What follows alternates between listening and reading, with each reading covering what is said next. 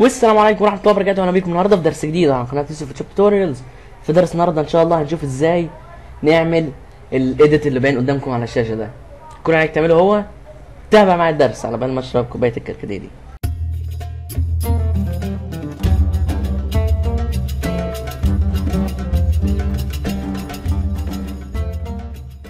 اللي متابعني على الفيس هيبقى شايف البوست اللي باين قدامكم على الشاشه ده.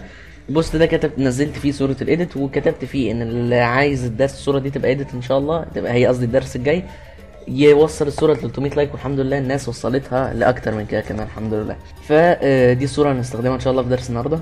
تمام، اول حاجه هعملها ان انا هاخد من الصوره كوبي، يا اما تمسك الصوره وتسحبها لفوق كده او تدوس كنترول جي، واخش من فلتر واختار كاميرا رو فلتر. اخش من هنا، والجمله اللي بيسمعني من زمان هيكون زهق مني بس اعذرني. الكاميرا رو فلتر بيبقى موجود في اصدارات اللي بيبقى اسمها اصدارات سي 2014 15 بقى لحد 2017 او مش عارف لحد امتى. اول حاجه هنعملها هي ان انا هجيب الهايلايتس ديت كده لحد السالب 100، والشادوز تقريبا لحد الموجب 100، يعني واحده شمال واحده يمين. الوايتس هفضل دايس الت وامسك الوايتس دي كده واسحبها يمين كده شويه، هفضل سحبها يمين لحد ما، وانا دايس الت طبعا، لحد ما الاقي النقط الزرقاء او البيضاء تبتدي تظهر لي كده، واروح شايل ايدي من على الماوس. ده بيديك افضل نسبه لون ابيض في الصوره من غير ما انت تتعب في حاجه. انت وانت دايس الت كده هجيب بقى الاسود لحد الشمال كده لحد ما يبتدي يطلع لي نقط حمراء او زرقاء اللي هو زي كده، بس انا هرجع اللي هو لحد هنا يعني. واسيب الماوس ان دي كده افضل نسبه ازرق وابيض في الصوره. الكليرتي ديت مش محتاجين تزودوها قوي، بس ايه يعني عاديه يعني. وهاجي بقى دلوقتي عند اهم نقطه، وهي حاجه ما استخدمتهاش ابدا قبل كده لكن هنستخدمها النهارده ان شاء الله. النهارده ان شاء الله اللي هي دي العلامه دي اللي هي اسمها هيو ساتوريشن اللي هو بتحدد فيها اللون ابيض واسود ولا زاهي زياده عن اللازم. هبتدي الاول في الهيو اللي هي الخانه دي. بص هتلاقي عندك كل الالوان ريد اورنج اصفر اخضر لبني ازرق.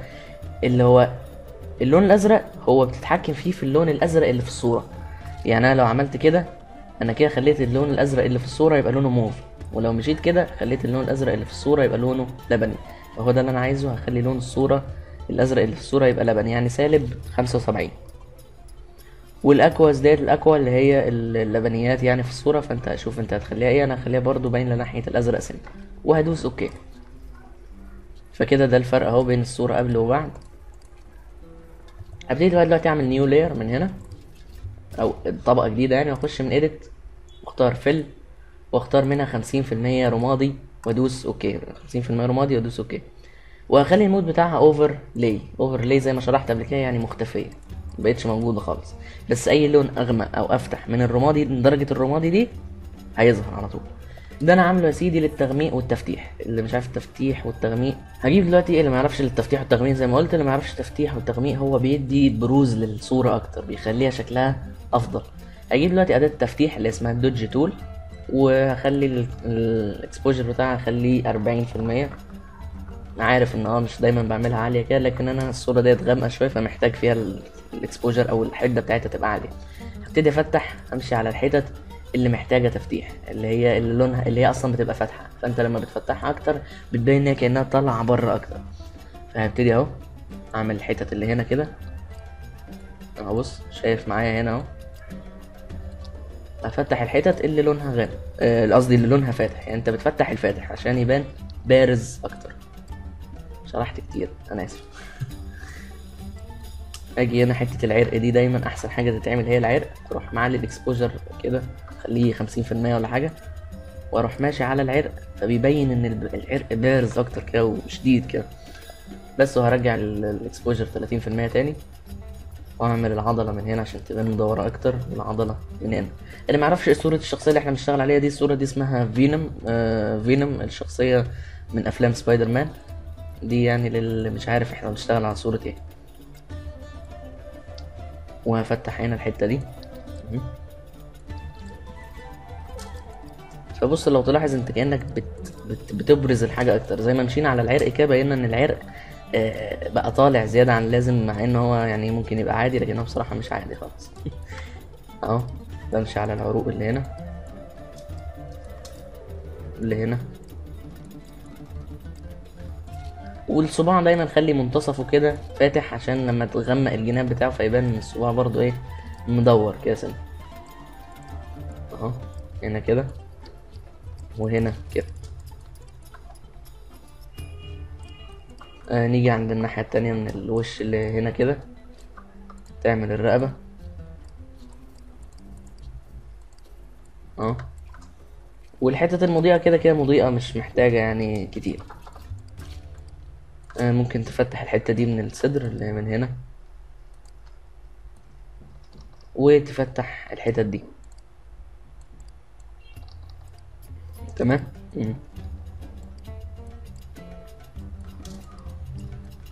وتفتح برضو الصباع من منتصفه كده والحتة دي والحتة دي تمام. هجيب دلوقتي بقى أداة التغميق. بحب بقيت يعني بحب أخلي أعمل لاير جديد للتغميق أغمق عليه. فمن إيديت برضو فل يعني يملى أي تملاه لونه باللون اللي هو الرمادي ده، وأدوس أوكي وأخليه أوفرلاي برضو. وأجيب أداة التغميق اللي هي البيرن تول دي، وبرضو اكسبوجر ايه 25% مثلا، وابتدي اغمق الحتت اللي انا كأني ايه الحتت اللي انا سبتها.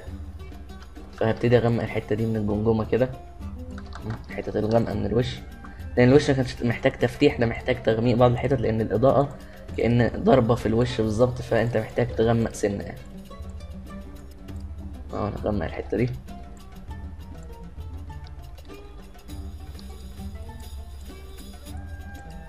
من هنا كده، وتغمق بقى الحتت اللي انت جنب الحتت اللي انت فتحتها. يعني هو بص هنا كده كده بينت الحتة دي انها طالعة بره كده زيادة عن اللازم. من هنا كده، والحتت دي من هنا ومن هنا، والحتة دي اللي هي بين الصدر كده، ومن هنا. وكمان نسينا اصلا نعمل الحتة اللي هنا من هنا كده. اوكي، تيجي عند الدراع وتغمق الحتت برضو اللي في النص هنا. بص بتبرز العضلة او الحاجة اللي انت بتعملها اكتر من الطبيعي يعني.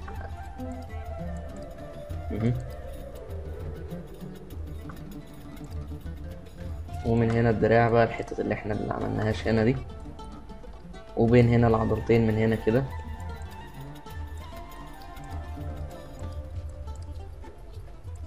من هنا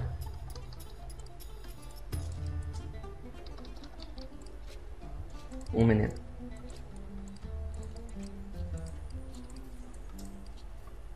بين العروق هنا كده كمان برضو، وجوانب الصوابع من هنا عشان تبان ان هي كأنها ايه مستديرة اكتر من العادي برضو. من هنا كده اهو، ومن هنا كده، وهنا كده. اوكي، احنا كده بص عملنا بقى، بص الفرق بين قبل التفتيح والتغميق وبعد التفتيح والتغميق كده بعد قبل قصدي. فبص بتبرز الصورة بشكل كويس يعني. تمام، بعد كل ده هنعمل بقى ايه حاجة تانية. هجرب دلوقتي اخد كوبي من لاير التفتيح. بص تعالى هسمي ده تفتيح عشان تبقى عارفه بس معايا، وده هسميه تغميق. فشوف ما لو انا هبقى عايز اضيف حاجة مبالغ فيها اكتر، فلو حبيت مثلا اخد كوبي من الغامق هلاقيه غامق قوي، فهحب مثلا اخد كوبي من التفتيح. فلاقي التفتيح عامل معايا حاجة كويسة، فانا خدت كوبي دلوقتي من لاير التفتيح. وعايز افتح كمان في لاير من اللايرات، عايز افتح الحتة دي والحتة دي هنا كده، والحتة اللي هي تحت الفك هنا دي، الحتة المقرفة دي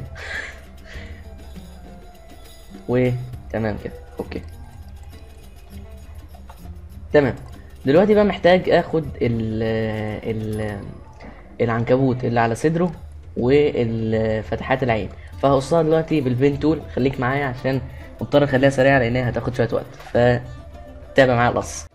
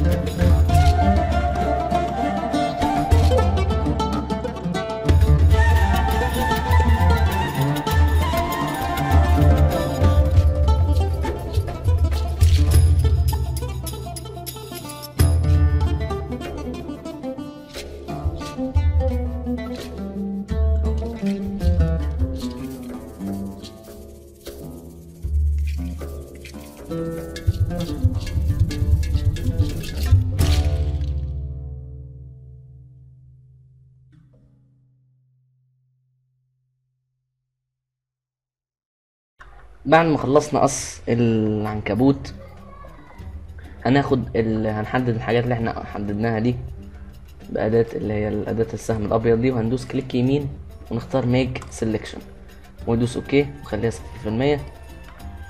واتأكد الأول ان هو محدد لك العنكبوت مش اللي حوالين العنكبوت، او ودوس كنترول شيفت اي عشان يبقى يعني محدد لك العنكبوت نفسه، وخده كنترول جي عشان تاخده في لاير لوحده. هتقول لي انت قصيت العنكبوت ده ليه؟ اقول لك عشان نعمل تأثير النيون اللي انت شفته في الدرس. هدوس كليكتين على العنكبوت، على اللوجو يعني العنكبوت ده، وهنختار منها اوتر جلو اللي هي دي، وهبقى مختار اللي هو اللون الازرق اللي هو لبني شويه ده الكود بتاعه لو عايز تعمل نفس اللون بالظبط، وهدوس اوكي. وهخلي المود بتاعه لينر دوج اد اللي هو ده، والاوباسيتي 100%، والسايز هخليه زي اللي هو باين قدامكم ده حلو 65%، 65 بكسل يعني مش قوي كده يعني كده حلو، 25% حلو. وهعمل دلوقتي انر جلو، انر جلو ايوه بنفس اللون بالظبط تقريبا، ونفس المود هو الانر دوج، بس مش عايزين نخلي الاوباسيتي 100%، لا نخليه ايه 50% حلو. والسايز زي ما هو باين كده 18%، 18 حلو.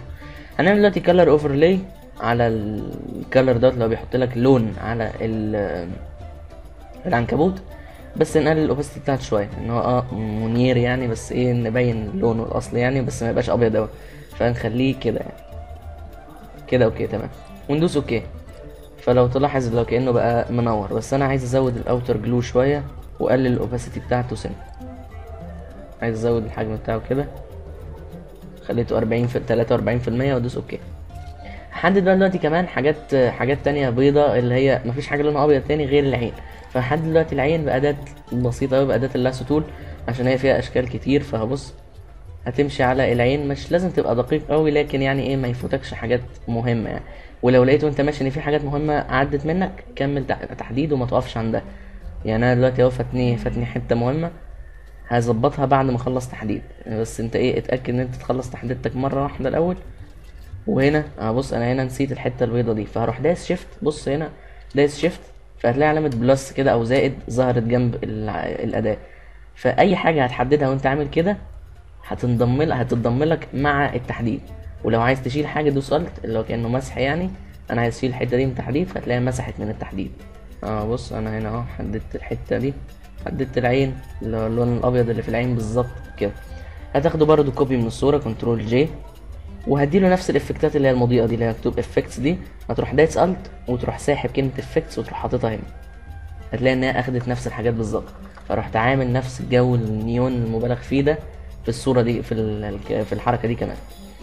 دايما لما يبقى في اضاءه لازم يبقى في حاجه بيتعكس عليها الاضاءه، يعني لما بتبقى في لمبه بترمي نور على حاجه تانية. فدلوقتي احنا عندنا هنا الفيس من هنا او الوش من هنا طبعا واخد ضوء من هنا، فاحنا لازم نعمل اضاءه زرقاء على الفك من هنا. فاروح برضو بأداة اللاسو تول محدد على الفك من تحت كده اهو، همشي عليه كده من بره كده، واروح جاي لحد هنا اهو، وهنا اهو، واروح جايب فرشه بنفس اللون الازرق. لو عايز تاخد الكود بتاعه هو اهو، يعني اخد الكود بتاع الاوتر جلو ده، واروح جاي هنا في الفرشه حاطط نفس اللون، واروح ملون بفرشه ناعمه وفي لاير بنفس المود. هتقول لي يعني ايه؟ يعني هقول لك هعمل هنا اهو، اقفل الحاجات دي بس، اعمل نيو لاير وخلي المود بتاعه لينر دوج، واروح ملون كده من تحت مش قوي كده يعني ايه، من تحت كده بعيد شويه اهو. حسيت ان التحديد شديد شويه او حاد كده، اروح هات اداه البلور تول دي وخليها 100%، وامشي من تحت كده هتلاقيها مبقتش حاده ولا فيها اي حاجه. فهنا اهو انت عملت الاضاءه المرميه. لو كمان عايز تعملها على اللسان من هنا اهو، حدد اللسان، حدد الحته اللي خارجه بره من اللسان مش اللسان كله، يعني اللي هيجي عليها الضوء، وامشي كده من بره كده. وبرضو اعمل بأداة البلور هنا عشان ما تبقاش ايه جامدة يعني. تمام. الايد من هنا لازم يبقى هي كمان عليها اضاءة، فهتجيب أداة اللاسو تول برضه، هروح محدد الصوابع من هنا لان هي دي اللي قدامه وجاي عليها الضوء طبعا. اهو امشي على الكف من بره والصوابع، خش على الصباع كمان كده وخلي ده تحديدة لوحدها. امسح الحتت اللي ملهاش لازمة كده من التحديد وانت دايس الت، وبفرشة امشي كده من بره ان هي دي المناطق اللي مرمي عليها اضاءة، اهو اللي هي الحتة كده دي. لو عايز تحدد كمان الصباع نفسه كده عشان تعمل عليه اضاءة من جوه اهو، وبالفرشة من بره كده اهو.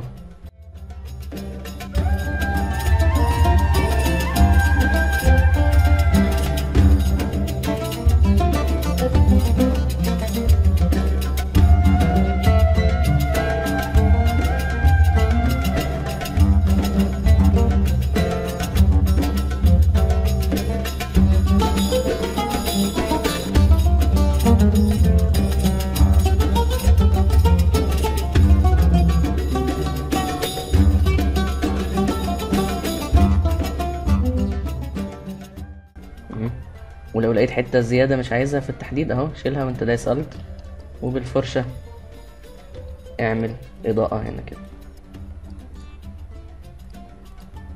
اجمع بقى كل ده في لاير لوحده فوق خالص. كنترول اقف على اول لاير خالص ودوس كنترول شيفت الت اي، او اللي هي كنترول شيفت الت س. خش برضو كاميرا رو فلتر تاني، وهتعمل المرة دي بقى تظبيط الالوان خفيف كده. هنغمق الكونتراست شوية، ومن هنا دي تغمقها سنة. لو عايز تزود الهايلايتس شوية لان هو اهم حاجة هي الهايلايتس في التصميم ده، اوكي. وممكن تعمل الكليرتي تزودها سنة وتدوس اوكي، وتاخد منها كوبي، تعمل كنترول ام او الميم يعني كنترول، قصدي كنترول ت مربوطة هتلاقيها عندك في الكيبورد.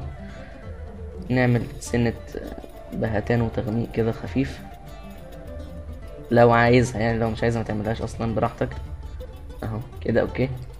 ولو ممكن تعمل لاير تاني فوقيهم كده، لاير دوج برضو، وفرشة خفيفة.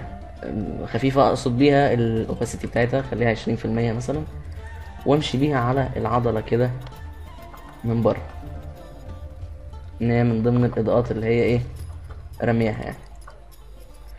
وبكده بقى درس النهارده خلص. اتمنى فعلا يكون عجبكم، ولو عجبك ما تنساش تدوس ايه بالظبط، تدوس لايك تحت الفيديو، وتكتب يعني تعايد عليا في الكومنتات. واشوفكم ان شاء الله في الدرس الجاي على خير. اللهم صل وسلم على سيدنا محمد. كان معكم يوسف محمد من قناه يوسف توتوريالز. السلام عليكم. قبل وبعد. السلام عليكم.